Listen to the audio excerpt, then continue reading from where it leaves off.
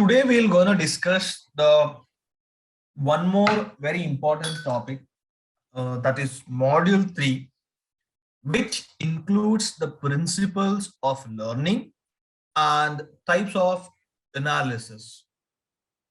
Like already we know that some principles, that learning theories that we have discussed, but we will deep dive into this module to understand more about those principles and the very important, the analysis part, how to analyze the learners, or the how to analyze the topic, then we to create those things.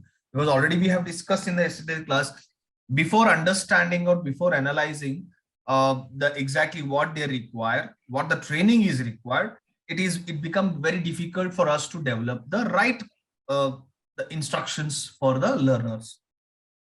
Okay, so it's very much essential for us to understand and analyze and what are those methods and what are those types that we're going to discuss in today's session.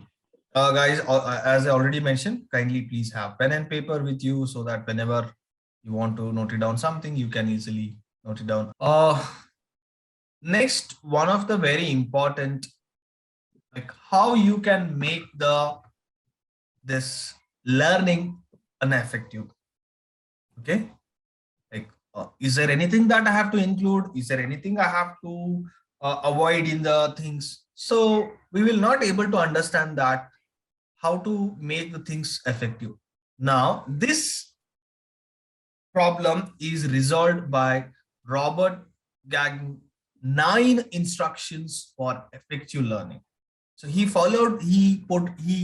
stated out these 9 instructions for us in order to make the learning very effective. How many instructions? 9 instructions. Okay, 9 instructions. So 9 instructions, like I am giving already, it's my role is to give some instruction and develop some instructions for the audience to learn that one. Now even for me also there is some instruction to make that learning effective. What are those? The first one is gain attention. Second one, inform learners objective. Okay, then stimulating recall of prior learning, then presenting the stimulus, then providing a learning guidance, then eliciting the performance, that is responding, like how they are responding, how the response is coming out, then providing a feedback, then assessing the performance, then enhancing the retentions and transfer. Now, these are the 9 steps that you have to follow in your instructional design to make it effective. For whom? For the learners. Now, what is this gain attention? Like, is that I need to give attention towards my development? No. Whenever the learner is going through the content or going through the learnings that you prepared, it has to be in such a way that it should, the person should get attentive towards the content. That kind of engagement. It's not about like attention, because you will be not there to watch him. Please give attention towards the learning. You will be not there. You have to develop the content in such a way that must create the engagement towards the learning. Okay, that's the first thing. Then inform the learners of the objective. Like tell them that why this learning is happening. What is the objective of this learning? Okay, what are the things that will going to help you out with this learning? So give them an objective. So have you come across this in the world called object-based learning, outcome-based learning? The outcome-based learning means before the curriculum is started or before the learning or chapters is started, they will define some outcomes. After module 1, the student will going to gain this knowledge. Module 2, outcome. These are the outcomes of this module. Similarly, you have to tell him the objective, that why this is happening, why it will going to help you out. That you need to tell him. Then stimulate recall of prior learning. So obviously you have to like give some key to them so that they recall the what is the previous learning that is happened, like just a refresher session. Now that refresher session happens when you are directly engaging with the learners. When it is not happening, some pop-up questions, some the bridge course kind of things that will make them to understand, yes, this is somewhere connected to my previous learning, and again it is correlating to my current learning. So that way you have to develop it. Doesn't mean that again you have to assign him all the courses so that he recall. No, in a simple way, some prior the bridge gap is to be created. Okay. Next, present the stimulus. Okay. Present the learners with the content material, like what exactly they wanted. This is an important phase. Okay. What they wanted, then give that particular thing. No need to give us other than what they wanted to learn. Okay. Provide learners guidance. Okay. So in this one, we have to present the learners with some examples. Okay. Provide learners guidance, like guide them.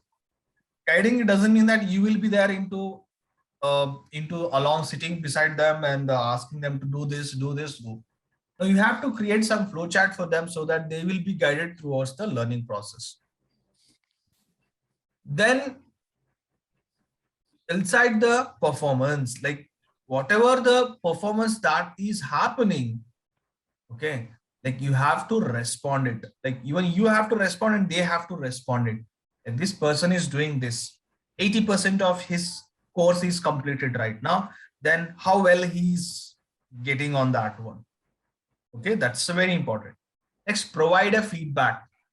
Okay, providing a feedback means that's what. So 80% of course has been conducted. In a previous phase, the performance is evaluated in between. And now this is what you are lagging out. This is what you are lagging out. This is what you need to improvise. This content is left out. That kind of feedback has to be there. Have you seen LMS into the, I think few of you are already working into the corporate learning and learnings, LMS on the LMS. So when sometime you miss any content in particular section, that mail or some pop-up will going to come you that you have missed this section in this particular. Yes. So that is what the feedback is. So that they will complete the learnings. They will complete the entire learning. Then assess the performance. Obviously, post-assessment like items like after completion of the entire course, there will be assessment either in the form of sometime the questions will be there on the LMS itself. Sometime the managers will take cross questioning. It depends on the way what they wanted to, how they wanted to assess. But the assessment should be on the learnings that they have went through. Okay. Next, enhance the retention and the transfer. That's very important. Like they have to retain and transfer that knowledge wherever it is required, whenever it is required. Okay. They have to take that knowledge and they have to implement it. That implementation itself is a transfer. Okay. Hope it is clear, guys. 9 points to make the learning effective. Like this is the steps that makes the learning effective.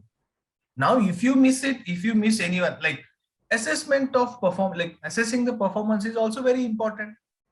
If you don't want to take that one, nothing will happen, but it will create more engaging and more effective learning for the learner. So most of the instruction design follow these steps itself, like attention, prerequisites, then what they wanted, outcomes will be defined, then the performance evaluation. These all things are already existing. This is what they are performing right